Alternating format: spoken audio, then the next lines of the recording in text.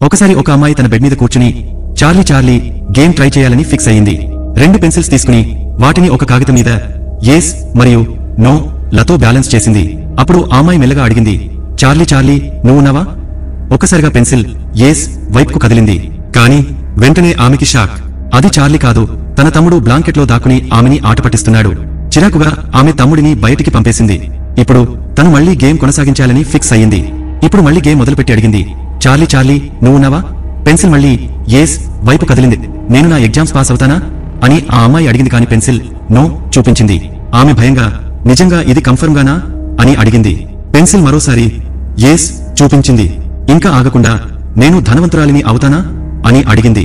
కాని పెన్సిల్ మళ్లీ నో చూపించింది. ఇప్పుడు డౌట్గా, చార్లీ నువ్వు మంచి ఆత్మవా అని అడిగింది. మొదట ఎస్ వైపు చూపించబోయిన పెన్సిల్ వెంటనే నో కి మారింది. అది చూసి ఆమెకి అసలైన భయం స్టార్ట్ అయింది.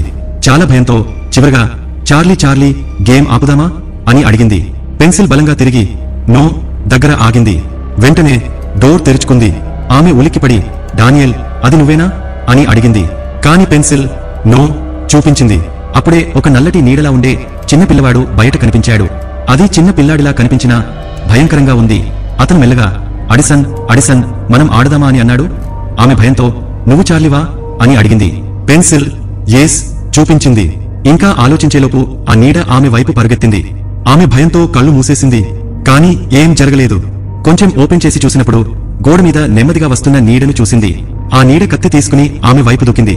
ఆమె భయంతో అరిచింది. మీరు ఈ గేమ్ ట్రై చేస్తారా? కామెంట్లో చెప్పండి. ఈ వీడియో నచ్చితే సబ్స్క్రైబ్ చేసి సపోర్ట్ చేయొచ్చు కదా.